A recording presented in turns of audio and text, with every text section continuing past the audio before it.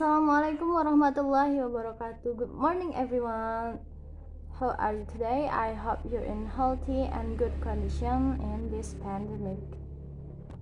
In this meeting, we will explain to you about Lorentz transformation and relativity dynamic. Before that, let me introduce my group before. We were from group 4. My first partner is Jovanka Fadila. Her student ID is 1923-1028. And then the second one is Siti Ramina. Her student ID is 1923-1091. And also myself, I am Hayatul Hanifah. My student ID is 1923-1024. And the last one is our best lecturer is Dr. Febrianto, Master of Study. On the first material, I will explain to you about Lorentz transformation. Let's enjoy it and get what the meaning of this material. And number one is Lorentz transformation atau transformasi Lorentz. Okay, the first is definition about Lorentz transformation. Dalam fisika, transformasi Lorentz adalah seperangkat transformasi linear satu parameter dari sistem koordinat satu kerangka acuan dalam ruang waktu ke kerangka lainnya yang bergerak dengan kecepatan yang konstan atau parameternya konstan, di mana relatif terhadap kerangka yang awal. Siapakah penemu dari transformasi Lorentz ini? Transformasi Lorentz ditemukan oleh Hendrik Lorentz. Hendrik E. Lorentz pada tahun 1890 menjelaskan mengapa laju cahaya tidak dipengaruhi oleh kerangka acuan dan untuk memahami simetri dari hukum-hukum elektromagnetisme. Transformasi Lorentz ini bersesuaian dengan relativitas khusus Albert Einstein, tetapi diturunkan terlebih dahulu. Kerangka acuan sendiri bisa dibagi menjadi dua jenis, yaitu inersia atau bergerak relatif dengan kecepatan konstan dan non-inersia atau mengalami percepatan, pergerakan melengkung, gerak rotasi dengan kecepatan sudut konstan. Istilah transformasi Lorentz ini hanya mengacu pada transformasi antar kerangka inersia, biasanya dalam konteks relativitas khusus. Transformasi Galileo telah dikemukakan bahwa selang waktu pengamatan terhadap suatu peristiwa yang diamati oleh pengamat yang diam dengan pengamat yang relatif bergerak terhadap peristiwa adalah sama, atau T sama dengan T aksen. Hal ini yang menurut Einstein tidak benar. Selang waktu pengamatan antara pengamat yang diam dan pengamat yang bergerak adalah tidak sama atau T tidak sama dengan T aksen. Berdasarkan gambar, kita asumsikan bahwa transformasi bersifat linear dalam bentuk X sama dengan buka kurung X aksen ditambah V dikali T aksen sebagai persamaan pertama, di mana Y sama dengan Y aksen dan Z sama dengan Z aksen. Kita asumsikan bahwa Y dan Z tidak berubah karena diperkirakan tidak terjadi kontraksi panjang pada arah ini. Persamaan inverse harus memiliki bentuk yang sama, di mana V diganti dengan min V sehingga diperolehlah persamaan X aksen sama dengan buka kurung X dikurang V dikali T sebagai persamaan keempat. Jika pusat cahaya meninggalkan titik acuan S dan S aksen pada T sama dengan T aksen sama dengan 0, setelah waktu T menempuh sumbu X sejauh X sama dengan C dikali T di S atau X aksen sama dengan C dikali T aksen di S aksen, maka persamaannya C dikali T sama dengan buka kurung C dikali T aksen ditambah V dikali T aksen tutup kurung sama dengan C ditambah V dikali T aksen. Sedangkan pada C dikali T aksen sama dengan buka kurung C dikali T dikurang V dikali T sama dengan dikali C dikurang V dikali T. Dengan mensubstitusikan T persamaan 6 ke persamaan 5 akan diperoleh C dikali T sama dengan gamma buka kurung C ditambah V tutup kurung dikali gamma buka kurung C dikurang V tutup kurung buka kurung T per C sama dengan gamma kuadrat buka kurung C kuadrat dikurang V kuadrat tutup kurung T per C. Dengan mengalihkan 1 per T pada tiap ruas diperoleh nilai gamma sama dengan 1 per 1 dikurang V kuadrat per C kuadrat.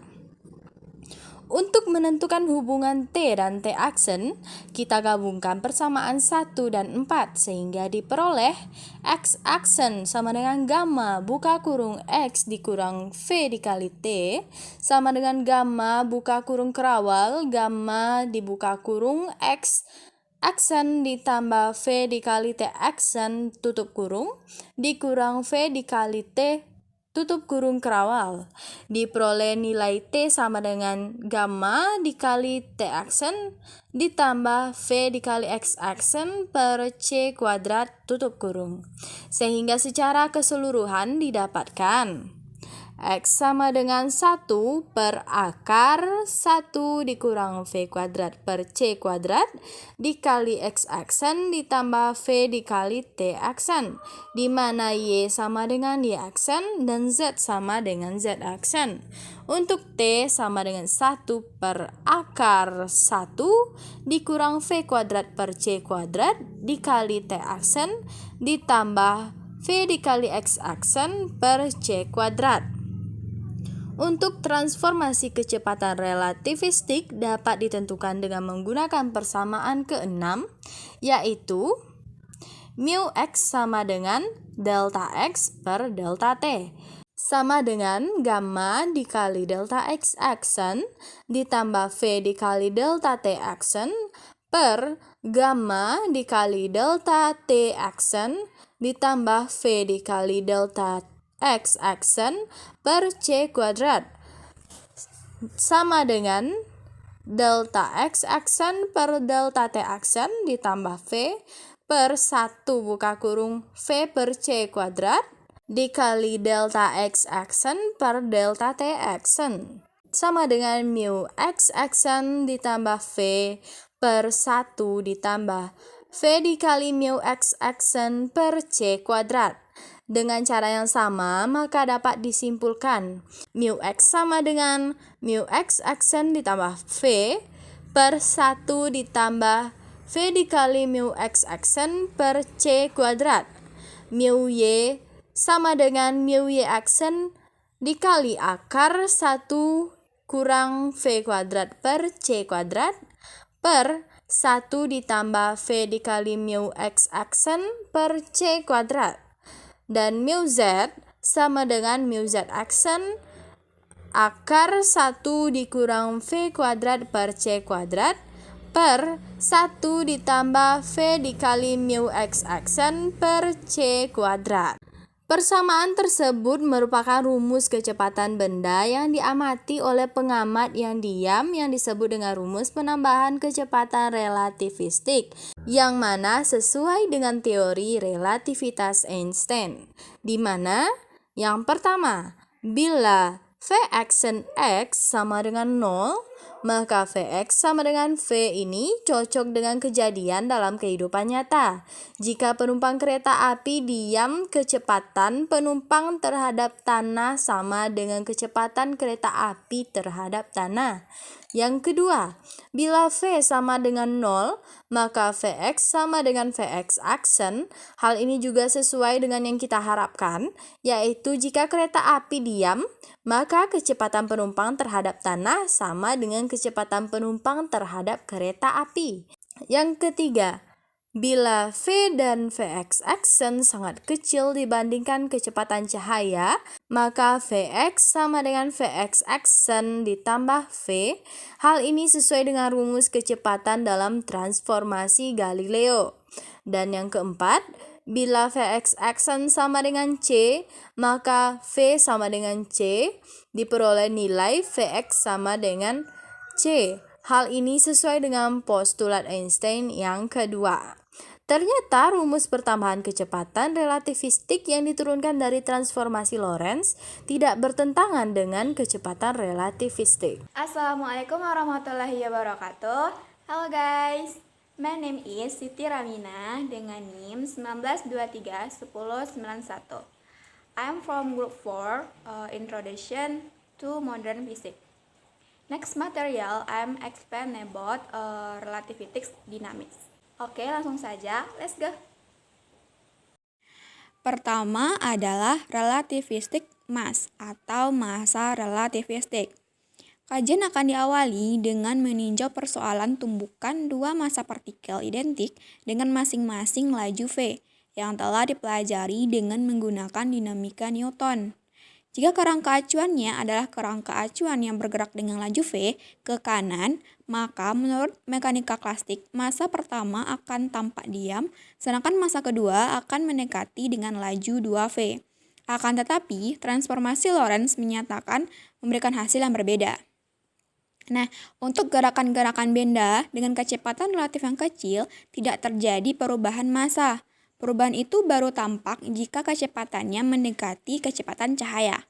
Oleh Einstein, hubungan massa diam dan massa bergerak yang ditinjau oleh pengamat dirumuskan yaitu dengan M sama dengan MO, yaitu massa yang dilihat pengamat pada gerak relatif terhadap objek per akar dari 1 dikurang kecepatan relatif antara pengamat dan benda bergerak atau V kuadrat per C kuadrat, yaitu kecepatan cahaya. Yang kedua adalah momentum relativistik. Kita telah mengetahui bahwa besar momentum suatu benda bermassa M yang sedang bergerak dengan kelajuan V diberikan yaitu P sama dengan M kali V, massa dikali kecelajuan. Nah, untuk benda yang bergerak dengan kecepatan relativistik, maka momentumnya adalah momentum relativistik. Besar momentum relativistik P diperoleh dari persamaan P sama dengan M kali V dengan memasukkan M sebagai massa relativistik, yaitu dari M sama dengan MO per akar dari 1 dikurang V kuadrat per C kuadrat, di mana persamaan momentumnya akan menjadi P sama dengan M0 dikali V per akar dari 1 dikurang V kuadrat per C kuadrat dengan C kelajuan cahaya. Yang ketiga adalah energi relativistik. Albert Einstein pada tahun 1905 menyatakan bahwa ada kesetaraan antara massa dan energi pada benda yang bergerak mendekati kecepatan cahaya. Pada penyinaran zat radioaktif selalu disertai energi yang sangat besar. Energi ini diserap dan berubah menjadi panas. Jika benda diam menerima energi kinetik, massa relatif benda akan bertambah. Tetapi, jika kehilangan energi, maka benda relatif akan berkurang. Dalam fisika klasik, kita mengenal dua prinsip kekekalan, yaitu kekekalan massa dan kekekalan energi. Dalam relativitas, kedua prinsip kekekalan tersebut bergabung menjadi prinsip kekekalan massa energi dan memegang peranan penting dalam reaksi inti. Menurut Einstein, benda yang bergerak dengan kelajuan V akan memiliki energi kinetik. Ini karena adanya kesetaraan antara massa dan energi, di mana EK sama dengan MC kuadrat per M0 kali C kuadrat, di mana EK adalah energi kinetik relativitas, MO massa diam, M massa total, dan C adalah kecepatan cahaya. Assalamualaikum warahmatullahi wabarakatuh. Hi my friends, let me introduce myself. My name is Jovanka Fadila. I'm from class A. Today, I will explain some example about the Lorentz transformation and dynamics of relativities. Sebelum kita masuk ke contoh soal dari transformasi Lorentz dan dinamika relativitas, sebelumnya kita sudah membahas tentang transformasi Lorentz. Transformasi Lorentz itu di dalam fisika merupakan sebuah perangkat transformasi linear satu parameter dari sistem koordinat suatu kerangka acuan dalam ruang waktu ke kerangka yang lain yang bergerak dengan kecepatan yang konstan atau parameternya relatif terhadap kerangka yang awal. Baiklah, kita masuk ke soal pertama, yaitu seorang pengamat di bumi melihat sebuah pesawat bergerak dengan kecepatan 0,75 c ke kanan. Pesawat tersebut menembakkan misil dengan kecepatan 0,82 c. Berapakah kecepatan misil menurut pengamat di bumi? Pertanyaannya yaitu, berapakah kecepatan misil menurut pengamat di bumi? Nah, kerangka acuan yang diam adalah S, yaitu pengamat diam di bumi. Sedangkan kerangka gerak acuan yang bergerak konstan adalah x-aksen, yaitu pesawat. Nah, diketahui di dalam soal U sama dengan 0,75 C, Vx aksen sama dengan 0,82 C. Maka rumus yang kita gunakan yaitu Vx aksen sama dengan Vx dikurang U per 1 dikurang Vx dikali U per C kuadrat. Maka kita masukkan angkanya. Maka didapat 0,82 C sama dengan Vx dikurang 0,75 C per 1 kurang 0,75 C Vx per C kuadrat. Lalu ini nih kita kali silang.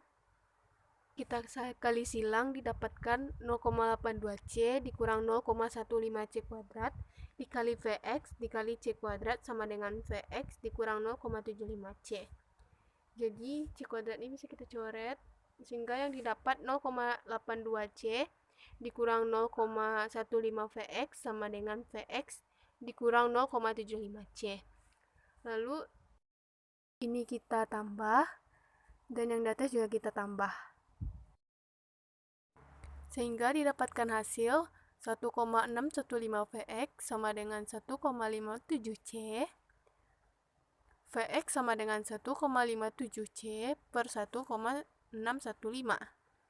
Vx sama dengan 0,97 C.